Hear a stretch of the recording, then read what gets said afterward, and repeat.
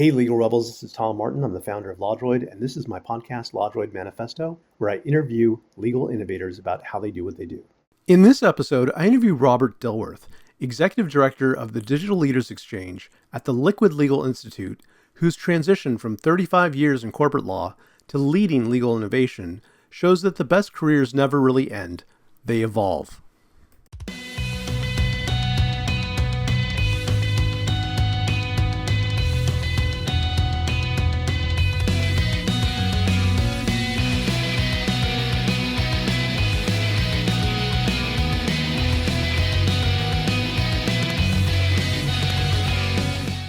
Welcome to the LawDroid Manifesto podcast. I'm Tom Martin, your host, and I'm really thrilled today to have on Robert Dilworth.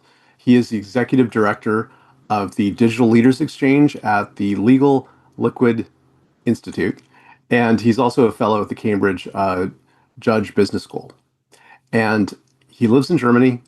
He is doing some really interesting work.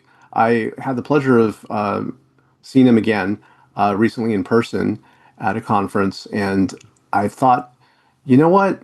I think everyone needs to hear Robert's story because it's really intriguing and inspiring. And Robert, with that, how are you doing today? Very well. Greetings from Hamburg, a cold, snowy northern Germany. For the last several weeks. Yeah, I can imagine. There's been a bit of a cold snap going on. A lot of friends in the Northeast, and even as far as Texas, have gotten their share of snow and cold. I'm pleased to join today, and I thank you for this invitation. I'm an admirer of your podcast and of your interview style, so it's an honor to be asked. Well, thank you, Robert. I am curious about what you're doing. We saw each other at the Legal Innovators conference that Richard Tromans puts on. It's a wonderful series that is now expanding to Paris this year. So it's nice to have an excuse. I think, my wife and I are going to both attend that one. That has not escaped my notice. That it's in Paris. Yeah, and I think I saw you also in San Francisco at one. So you might see me at that one.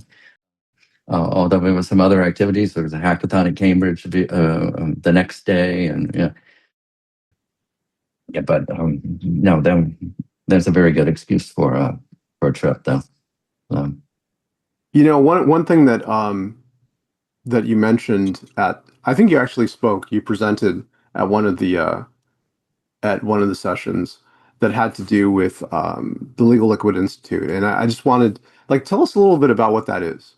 Liquid legal, I think the liquid part is the notion of making the law a bit more fluid and able to maybe that's an engineering perspective, I don't know, but water goes where it's needed and in different forms, and the legal system is not as agile, is more rigid than society really needs. So that's the idea, I guess, behind the name. It was founded about 2017 or 18 in Germany. It's an independent, nonprofit, global think tank. It's neutral. It's not, it's not allied, with the public sector, or not allied with the commercial sector. We have about 1,500 members in various categories. So we have individual members who pay dues. You have members who are with corporate and law firm members, and we have many people who may work in law firms or corporates or vendors and join in their individual capacity. But we're about 1,500 and in more than 20 countries. As I said, we're neutral. We're interdisciplinary, so we have a lot of technologists. We have academics. We don't have just lawyers. We try to reject the lawyer versus non-lawyer distinction. We're happy to have non-lawyers who may have interesting perspectives about the problem sets that we have in legal services. And our goal is to design a more human-centered and tech-enabled future for the law in the service of civil society. And we say think tank, it's a fancy word. we're an applied think tank in the sense that we try to think tank because we try to bring in intellectual rigor, but we want it with a view to a result, with a practical outcome that will improve how law and legal system serve society. And then we have different activities within it. The Digital Leaders Exchange is one of them. That was formerly Digital Legal Exchange that Mark Cohen, Bill Deckelman, and Michelle DeStefano had founded, also 2017 or 18. And last year we moved it just institutionally or structurally over to LLI because we have a little bit more of an administrative and support structure. And because there were a lot of synergies in terms of goals and methods, and everyone decided that it would make much more sense to kind of work together.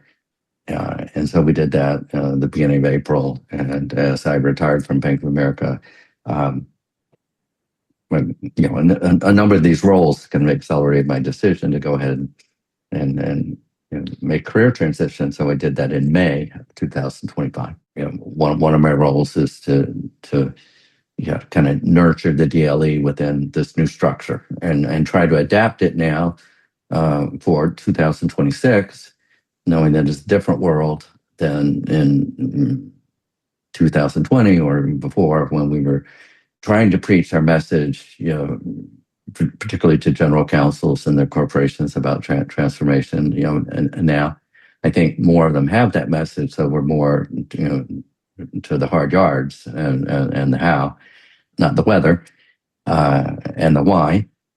So, and I think general counsels and their leadership teams have more opportunities, than 5 or 6 years ago, if they're interested in these things. So we're trying to recalibrate so it's a compelling for today, given that environment. Well, so that's one of the things I do there. There are other things, but you mentioned also that I am an honorary fellow at Cambridge.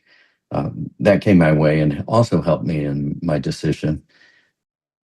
Because I was offered an opportunity to work on some projects through the business school that are at the intersection of AI and financial services regulation. And since I spent my career as a lawyer in financial services institutions mainly, that appealed to me, and the ability to bring a legal perspective, but to be a part of some interdisciplinary projects. And so that's kind of the big picture of what occupies me. And then of course becomes the question, maybe we'll talk about that later, about balance and how you do all that, being consistent with moving your life across the Atlantic and and calling yourself retired and things like that. Yeah, well, we'll get to that towards the end.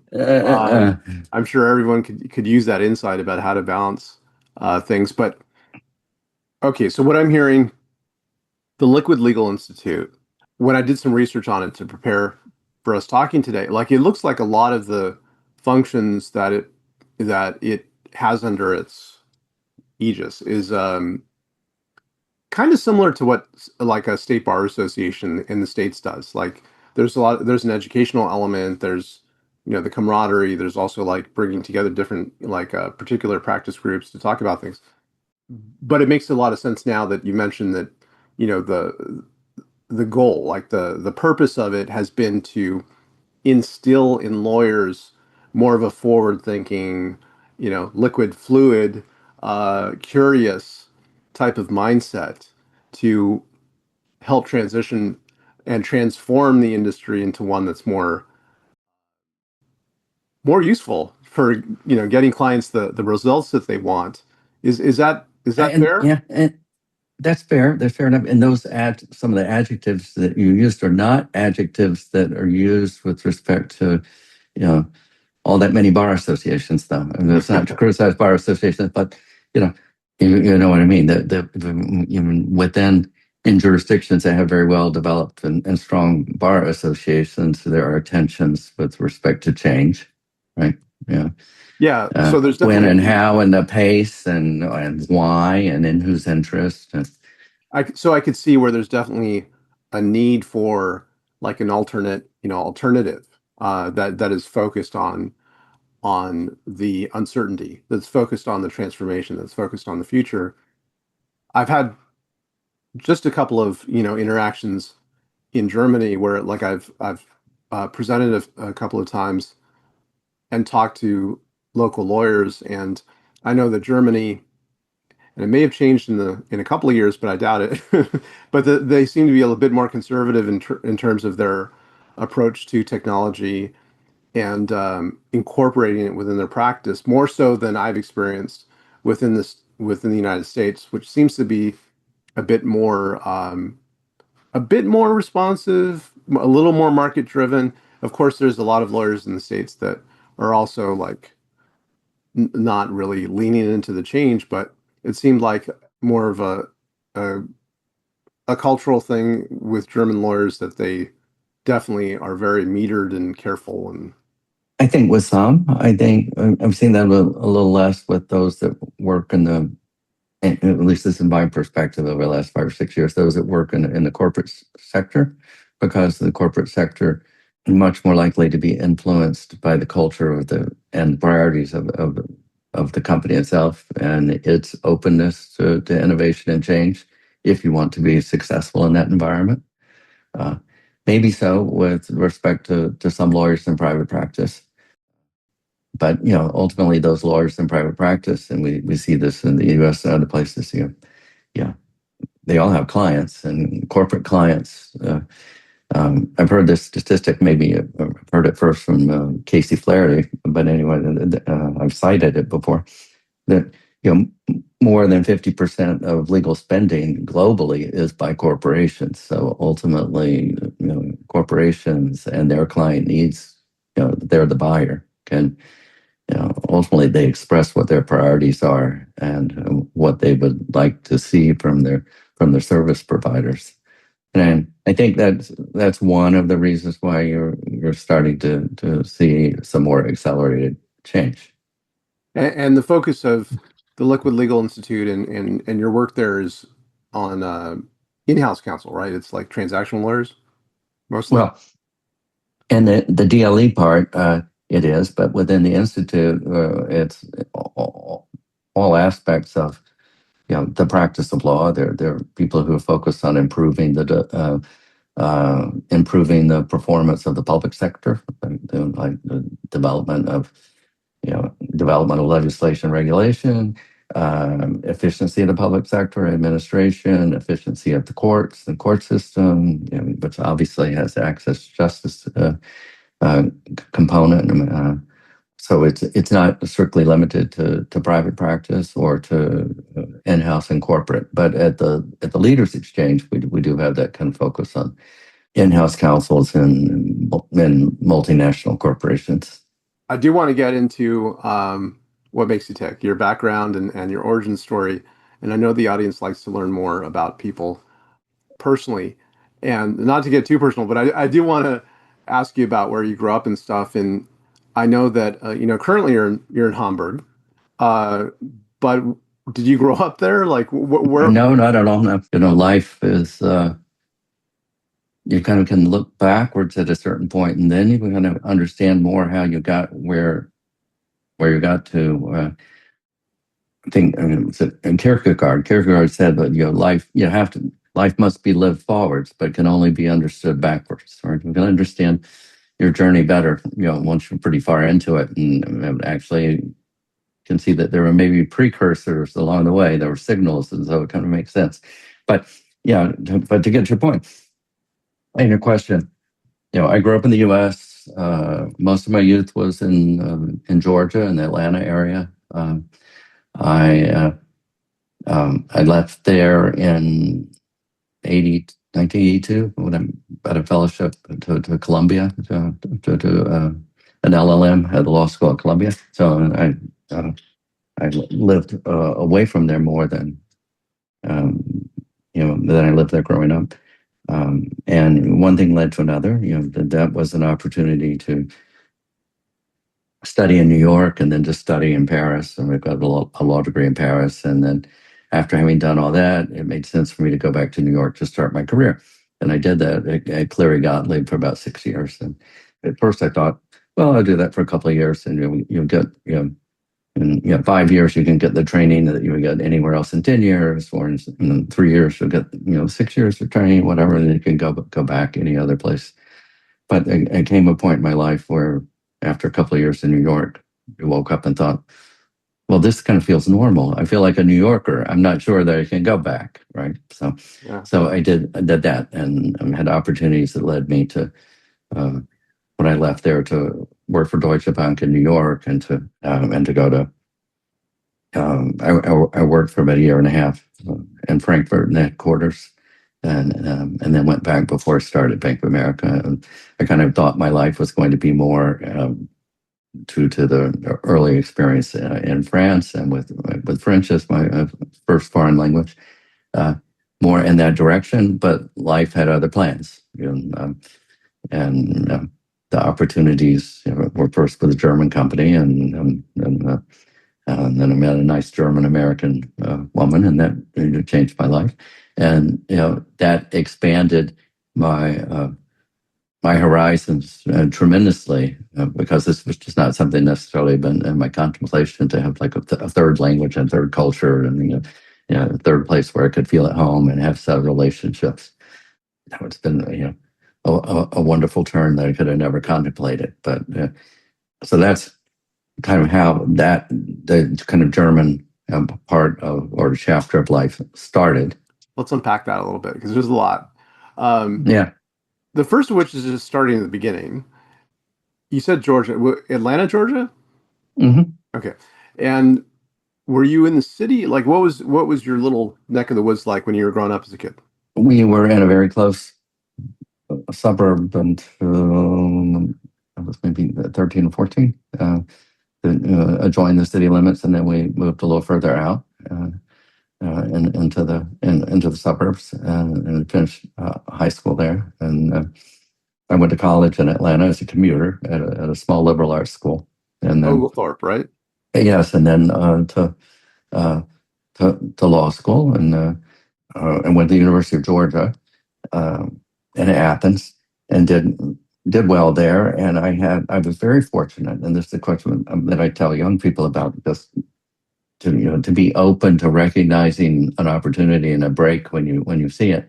Uh, I I had a number of professors who had gone to Columbia, a visiting professor from Columbia who took an interest in me, and I had an interest in applying to a fellowship at Columbia that would be a multi-year thing. And I didn't do that at first. I applied for something else because I didn't feel that I could have my language fluency.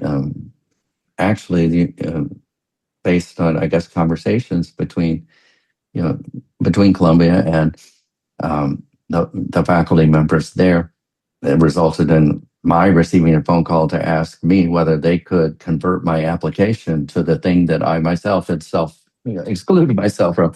And they said, "Your interests sound like this, and that you really belong over here." And one thing led to another, and being asked to come up to New York for interviews with them, and being in that wonderful environment, and then going on and doing a similar thing in Paris in a graduate law program, of course, for a doctorate, and in an environment where I was effectively the only non-French student, or a person with a non-French legal background, That was which the was, Sorbonne, right? yeah, that was Yeah. yeah, and that was a tremendous amount of work. But one of the most rewarding experiences I've had, to be in that environment, and to do reasonably well, and to expand my horizons further.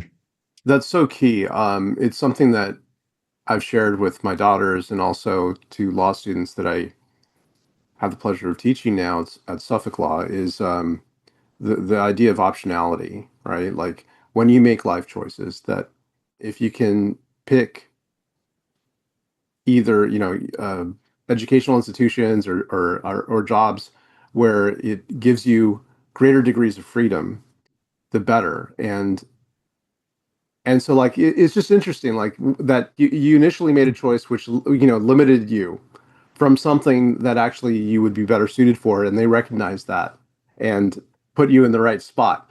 And so I think for a lot of people, and I know I've done that myself, is, oh well, that, I could do that. And just no, just ask for the moon. Try to do what. I tell my own children, and other people, well, usually life is the big no, or if it's not the big no, it's, yes, but later. Like when raising children, we say this all the time, no, and not now, but maybe later. But this happens in life as well. They often get the no, or they're not yet. But rarely is something just given, out of the sky. You at least have to ask. You at least have to reach, right? And not assume that you'll get the no. You might, but you won't always get the no.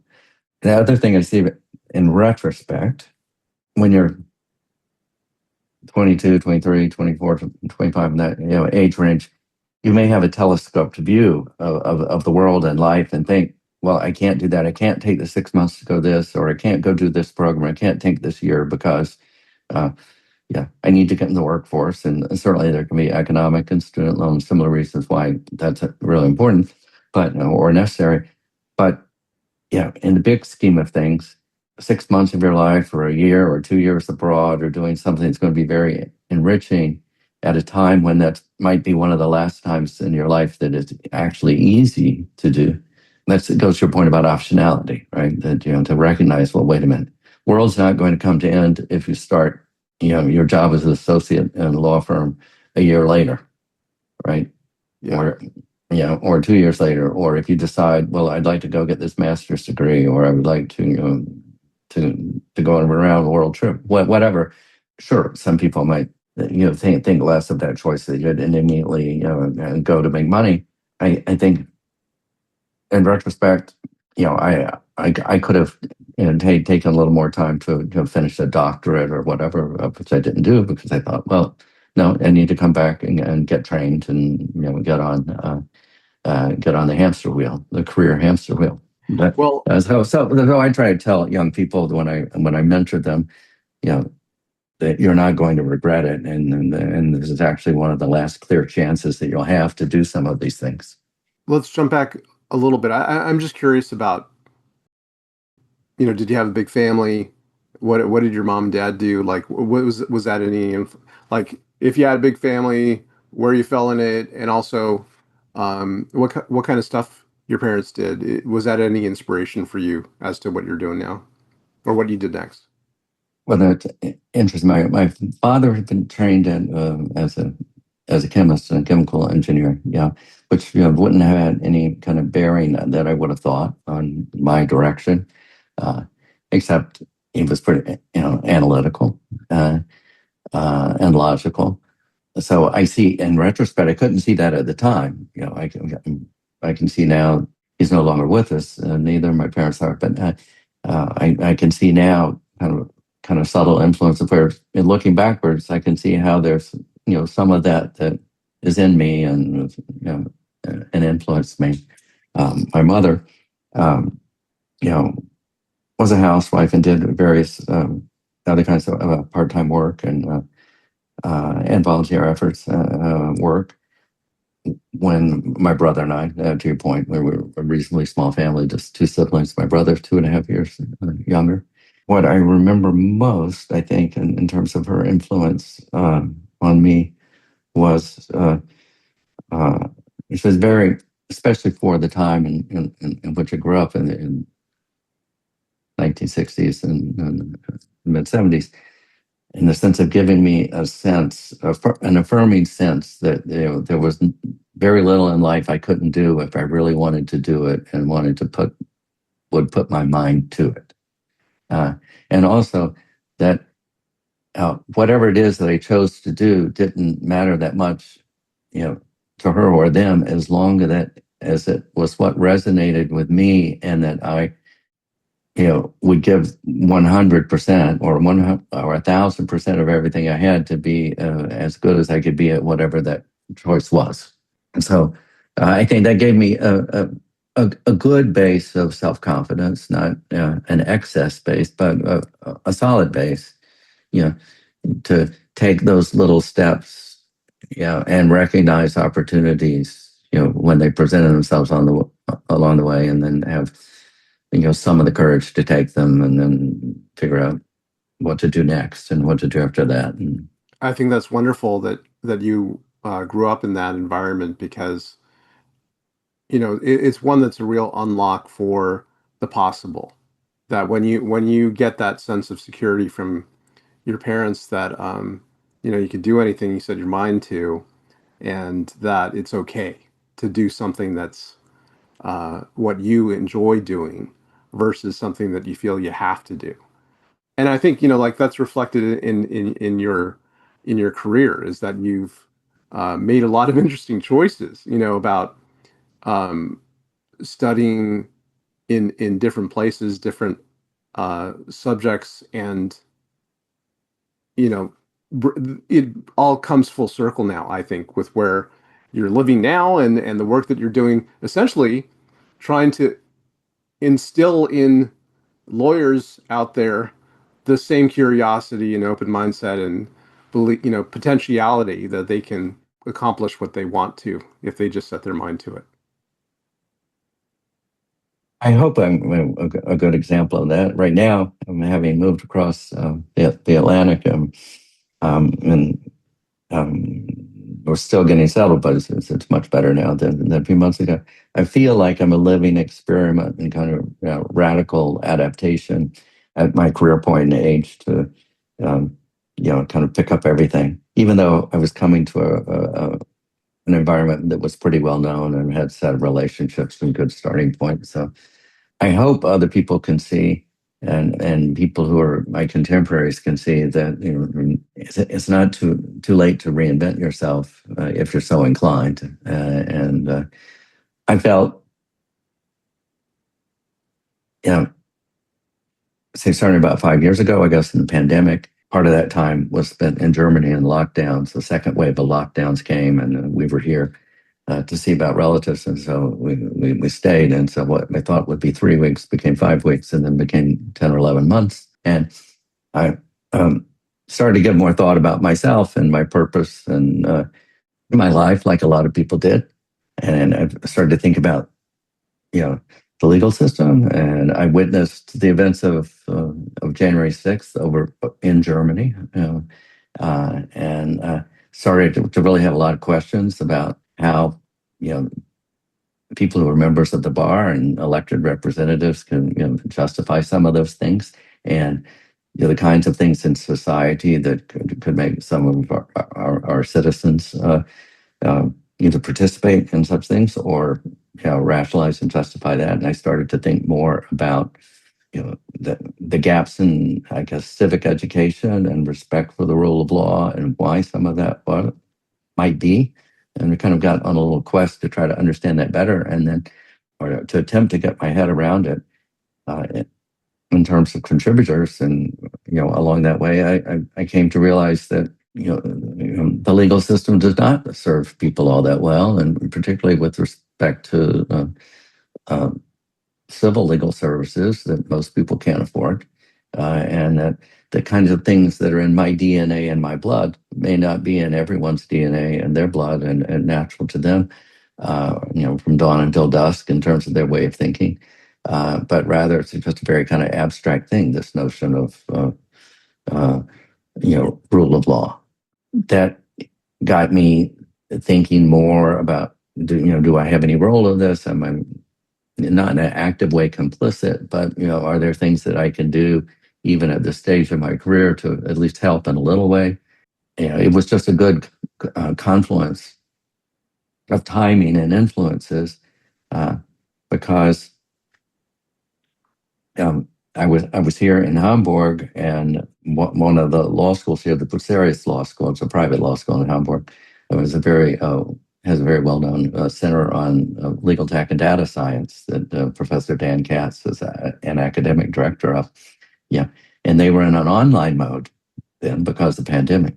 Yeah, but I got involved, and I started following things, and then we had presentations by people like Bill Henderson and Richard Susskind and other people, and I became drawn into that, and then been started to connect the dots, and when I came to a point where I thought, well, I can keep my head down and do nothing and say nothing and kind of coast to retirement in 5 years or whatever, or I can go back after lockdowns and try to get more involved in my legal department and try to promote more of innovation culture.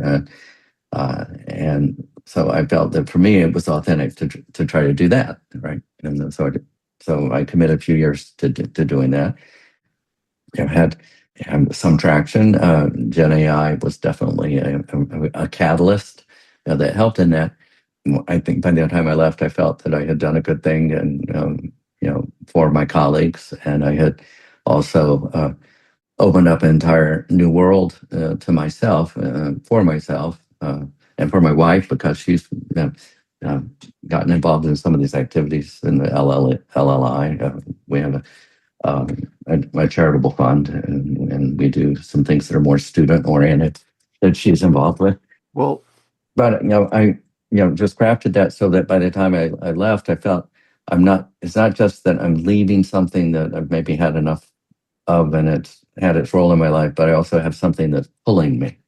Right? So I have a pull, and it's not just, you know, 27 years is enough in a given job, and there's the push, that's kind of what you want to lead, but you've got something that's actually attracting you, that you're excited about.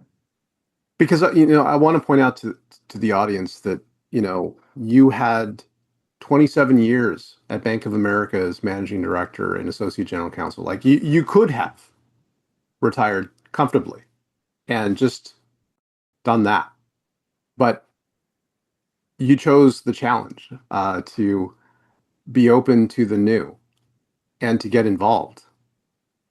I recently spoke with Tara Waters, and she Mhm. had this Yeah, yeah. incredible, yeah, she had this Go ahead. incredible insight about applying Newton's laws to transformation and thinking about innovation. And the first law is that a body in motion tends to stay in motion, a body at rest tends to stay at rest. And I think that was a brilliant insight that Tara applied to legal, because I think what you just described is a great example of staying in motion. The question I have for you is, where does that come from? You could have just taken it easy, gone on some cruises, you know, retired. Like, what was it? Like, what in you felt like? Where does that come from that you wanted to stay in motion?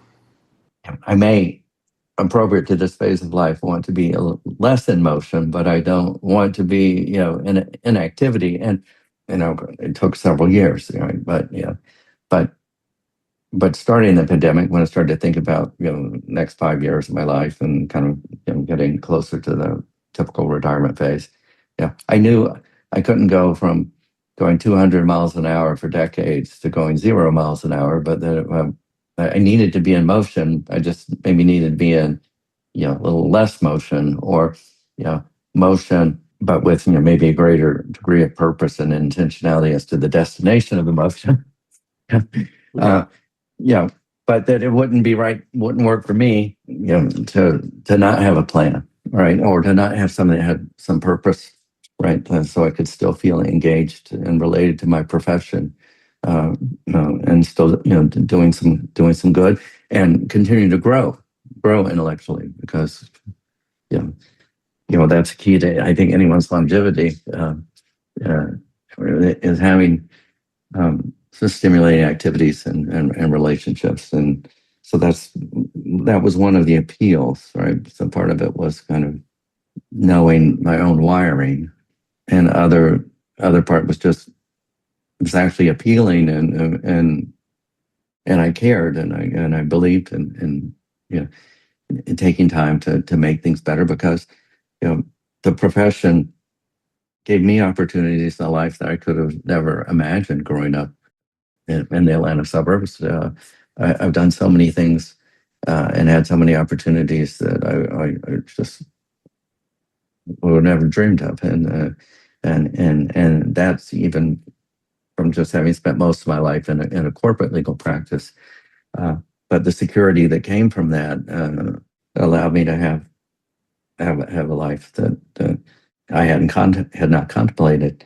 And I'm very grateful for that, and for all that the profession has given. And I feel that it's appropriate to want to give back, and to want to not only improve the system, but to help young people in uh, along their way in making their career decisions and launching their careers. These activities are ways in which I'm able to do that. Let me ask you a couple questions I ask of every guest because, like you, they have a lot going on, and even now, like I've seen you at multiple conferences. Um, you're involved as executive director, um, and also a fellow. And so like there's many balls that you're juggling up in the air, and I was wondering like how do you do it? Like how do you keep a work-life balance? How do you keep it all straight and live a happy life? How does that work? Well, it's not easy. It requires, it's one of the things that, I'm not, I wouldn't say that I do it especially well. I'm not saying it's impossible, but it's something that's learned. And I think in legal practice, and certainly in a corporate legal practice, in-house, I chose that. But you're responsive to the clients. You're driven by, everything's driven by someone else's needs and the timing of those needs, and you're responsive to that. And it's the service function, and that comes with the territory. And your days can be totally rearranged by your clients. Whereas, um, now, yes, I do choose to get involved in activities, and when you get involved in activities with other people, yes, there are externalities that can change the course of your day, and things that come up that will cause a rejuggling of priorities. But at least these are things that I picked out of appeal, out of their intrinsic appeal to me.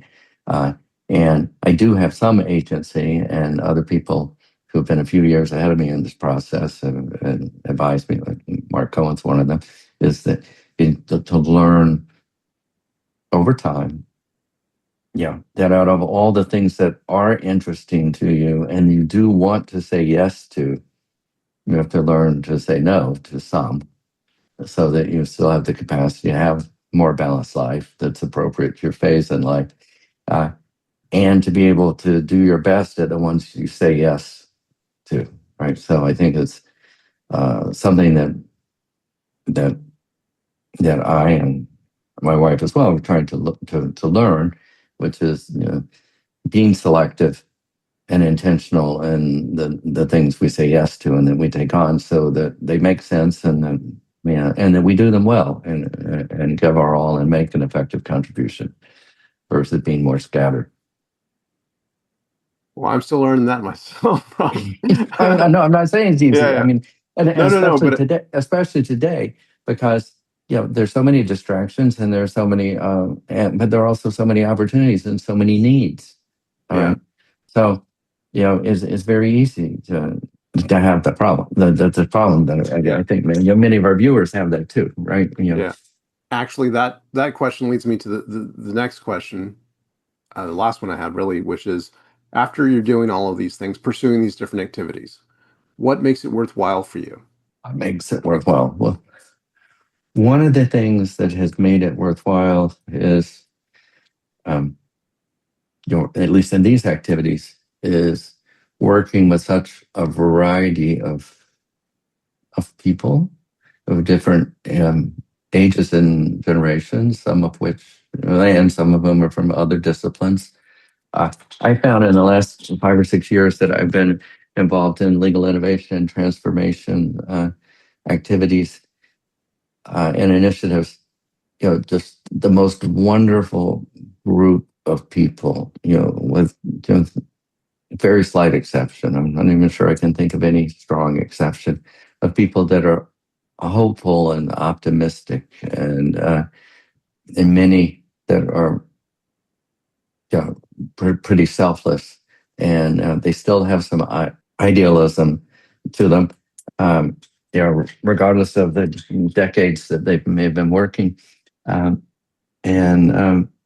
they inspire me, and they give me a lot of energy, and the interactions with them has been so refreshing and invigorating to me. That's so for people well established in their jobs and in their practices, but uh, it's also true with respect to younger people. I've enjoyed uh, working and helping students, and I've had a few uh, mentor-mentee relationships, and I have to say that I get as much back from that as, and maybe more than I actually give to the young people who may ask if I'll be their mentor, or I'll give them some advice, or can be consulted with from time to time. I encourage people to develop relationships like that, because if their experience is like mine, you'll get at least as much back as you put in. I think that's wonderful, and hope and optimism is something that we definitely need more of in the world today.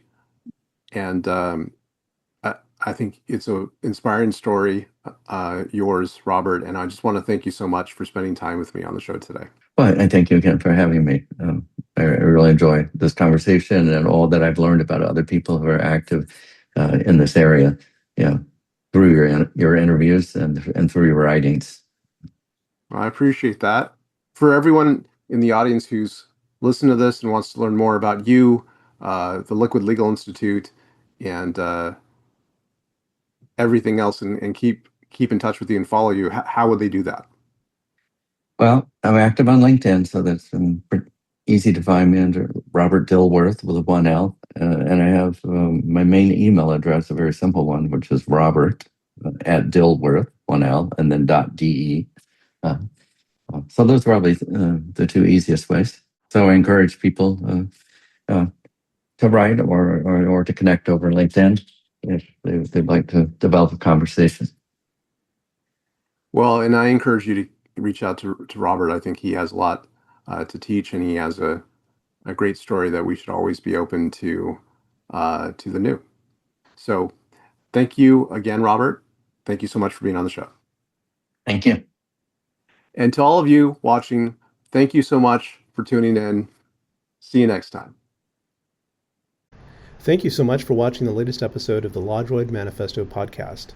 To keep in the loop about upcoming episodes, please subscribe to LawDroid Manifesto and you'll get notified. Thanks for watching. See you next time.